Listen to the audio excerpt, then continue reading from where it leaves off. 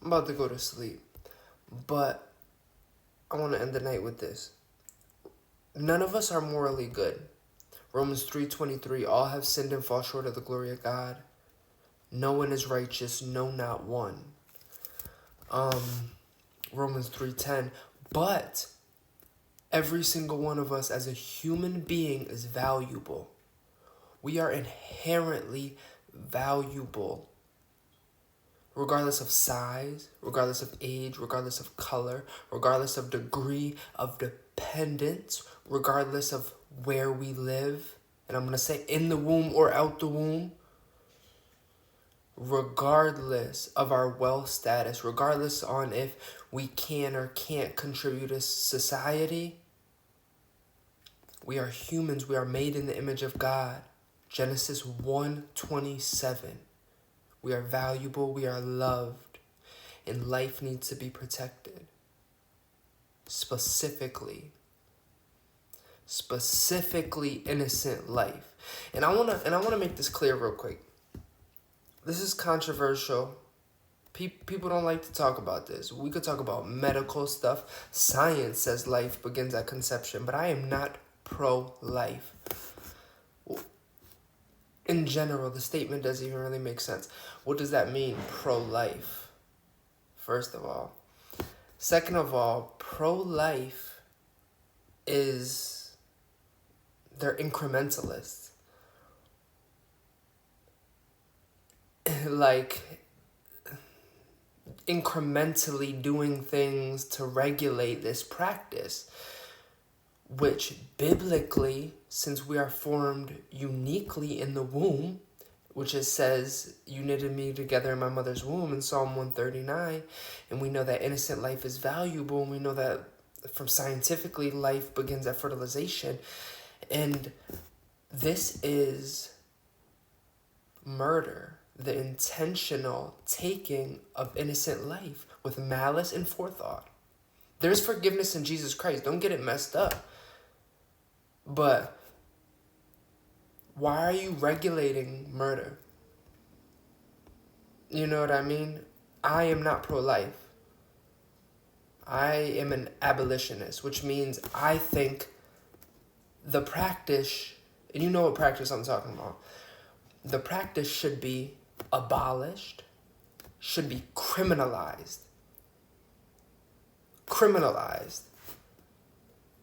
And if you don't believe that, there's not a lot of intellectually honest options. You can't say it's, if you can't use whatever argument you're gonna use with a 2-year-old, then it's not valid for a child in the womb, unless you don't think it is a human, which is scientifically and biblically inaccurate.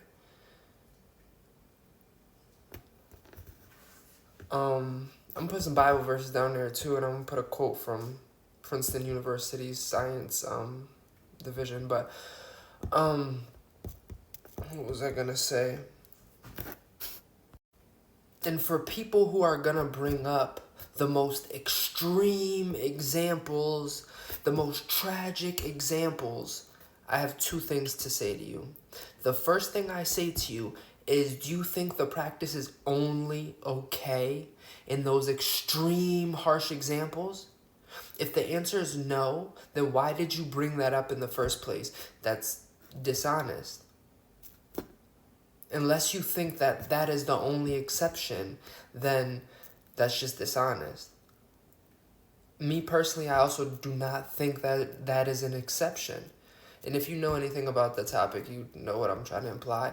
And it's less than 2% of all of them. Less than 2% of all of them. And yes, it is something that happens. It is something that's tragic. It is something that evil.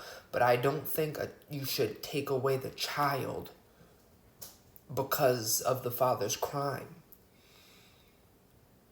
And the biggest argument I hear is they're going to have a bad life.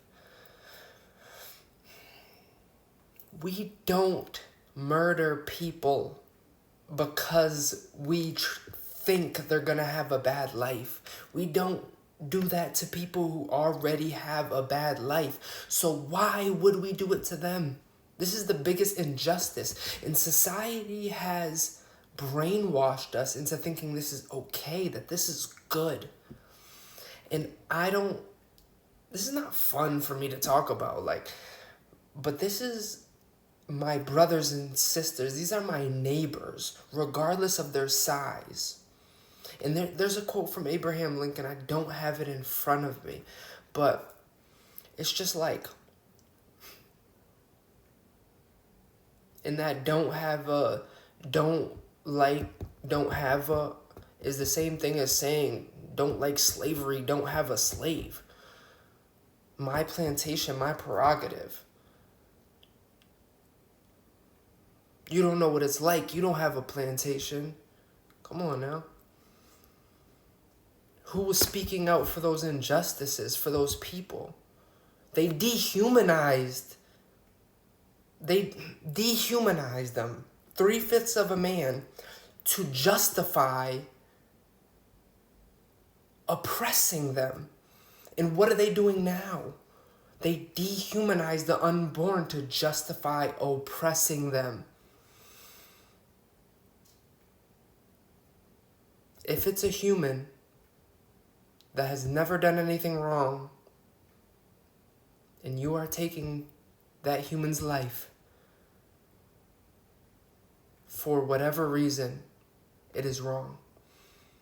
And there are medical procedures that are needed sometimes to save the life of the mother, but that is not intentional taking of life. That is a procedure that may result in the ending of a life, which is extremely different.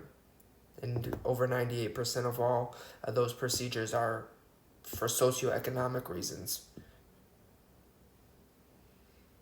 And I really didn't want to make this video, but it needs to be spoken out against. It really does. I'm going to read a letter from Abraham Lincoln, July 1st, 1854, fragment on slavery. Lincoln often encountered views supporting slavery. In this fragment, he countered the arguments that slavery was justified based on color and intellect. If A can prove, however conclusively, that he may of right enslave B, why may not B snatch the same argument and prove equally that he may enslave A? You say A is white and B is black. It is color. Then the lighter having the right to enslave the darker. Take care. By this rule, you are to be enslaved to the first man you meet with fairer skin than your own. Oh, you do not mean color exactly. You mean the whites are intellectually superior of the blacks. Therefore, have the right to enslave them. Take care. By this rule, you are to be the slave of the first man you meet with an intellect superior to your own. But you say it is a question of interest. And if you can make it your interest, you have the right to enslave another. Very well. And if he can make it his interest, he has the right to enslave you.